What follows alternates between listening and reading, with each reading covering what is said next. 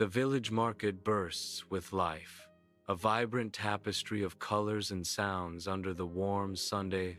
Young Mira, radiant with joy, watches as her little brother Kian chases pigeons through the crowded square. Their parents stand nearby, their faces etched with smiles, a silent testament to the family's unblemished happiness. This idyllic scene, a precious memory, unfolds as a poignant flashback before the world's descent into chaos. Under the cover of a raging storm, Mira stands as a solitary figure against the tumultuous backdrop. The relentless rain blurs the edges of the world as she watches her father leave for the perilous mines. A sudden, violent flash of lightning etches his face with worry, a fleeting glimpse of his burdened soul. His silhouette recedes into the storm, a poignant departure that marks the end of their shared moment. The storm intensifies, mirroring the growing dread in Mira's heart as she watches him disappear. Unbeknownst to her, this fleeting image will forever be etched in her memory, the last glimpse of her father. Dawn breaks over the village market, revealing a scene of utter devastation, stalls overturned and wreckage strewn across the square. Amidst the chaos, I, Mira, stand frozen, anxiety twisting my features as the rising sun casts long shadows over the destruction. My mother ventured into this place before sunrise, and now the silence screams louder than any storm. A cold dread grips my heart as the minutes tick by, each one an agonizing reminder of her absence. Whispers of disappearances ripple through the crowd, a chilling undercurrent to the market's ruin, stoking the flames of my deepest fears. Amidst the chaos of the emptying village, Mira's frantic eyes search desperately for her mother among the fleeing figures. Kian, in pursuit of the neighbors, vanishes into the throng, swallowed by the mass exodus. The village streets become eerily deserted as its inhabitants flee, the palpable fear hanging heavy in the air. A sense of impending doom permeates the scene, each fleeing villager adding to the overwhelming sense of panic. In the desolate morning light of their empty home, dust motes swirl like memories as Mira and Lyra stand amidst the silence. Mira clutches a family photograph, her knuckles white against the faded image. Her voice, a fragile whisper in the echoing space, cuts through the stillness. We'll find them. Lyra, older and burdened, stands beside her sister, her silence a heavy cloak of unspoken fears. The sunlight streams through the bare windows, casting long shadows that seem to stretch and grasp at the sisters. Weeks have passed.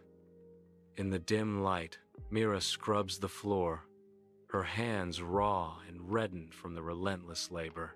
Each movement is heavy with exhaustion, her weary efforts painting a stark picture of her new reality.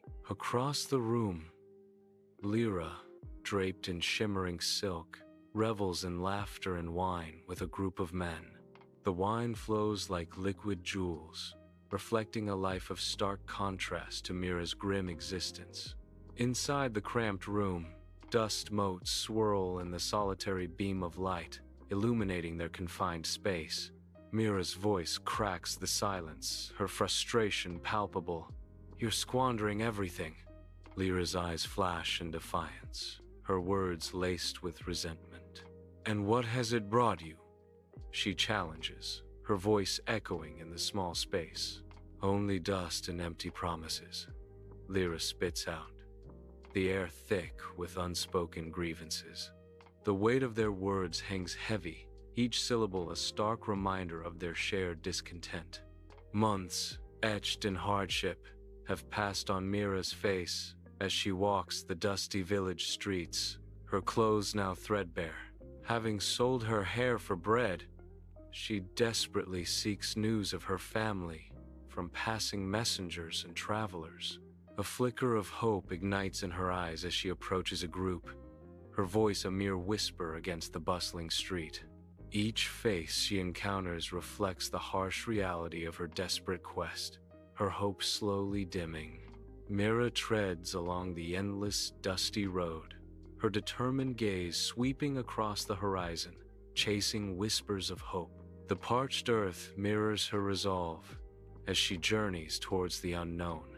In the distance, a mirage of figures emerges, a cluster of desperate refugees, their forms silhouetted against the harsh Sunday.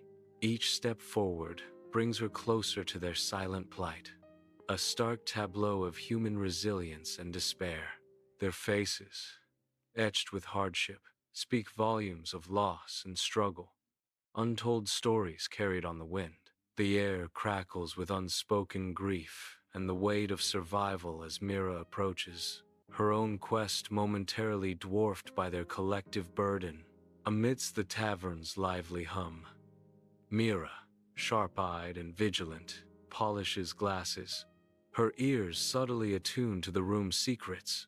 A cloaked merchant lurks in a dimly lit corner, his face shadowed beneath a wide-brimmed hat, nursing a drink with an air of mystery. Mira approaches the merchant, her voice tinged with desperation.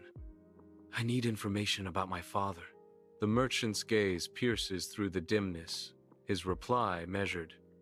"Information is a valuable commodity, child, especially the kind you seek."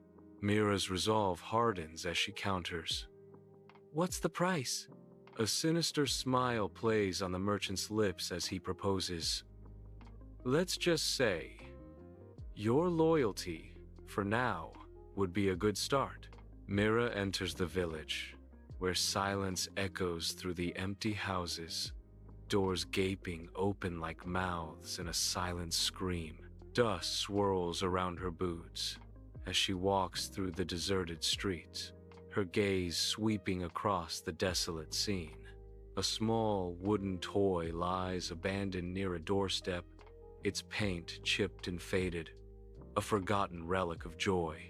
Mira picks up the simple carving of a bird, her fingers tracing its smooth curves as a wave of grief washes over her, a painful reminder of Kian.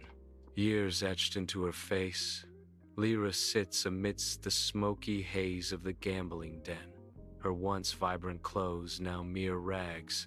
With a desperate finality, she slams her last coin onto the worn table, the sound echoing in the expectant silence. Her hollow eyes, devoid of hope, follow its path, a silent acceptance of her fate.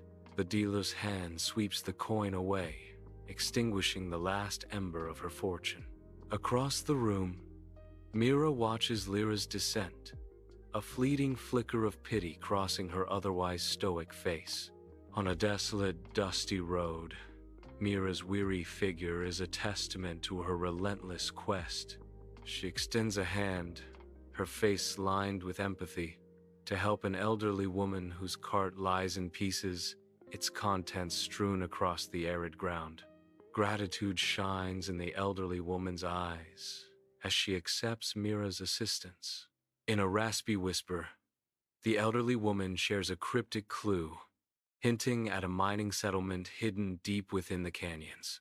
Mira arrives at the stark, remote mining settlement, the air thick with dust and anticipation. Her gaze sweeps across the weary faces of the workers, each etched with hardship. Recognition sparks in her eyes as she spots familiar faces from her distant village. A flicker of hope ignites within Mira, a fragile flame against the backdrop of despair. She steps forward, a beacon of determination in this desolate landscape. Amidst the tired faces of the miners, Mira searches, her eyes scanning with desperate hope. A figure emerges from the crowd, hobbling with a distinct limp. Her breath hitches, recognition flooding her face. It's her father, aged and worn, yet undeniably alive, standing before her in the dim light. As dawn breaks over the harsh mining settlement, Mira and her father share a tearful, heartfelt embrace. Tears stream down their faces, reflecting the golden light of the rising sun. a beacon of hope in the desolate landscape. The sun ascends, painting the scene with hues of gold, symbolizing resilience and the promise of a new beginning. Love, the kind that fights and bleeds to bring family home, never dies.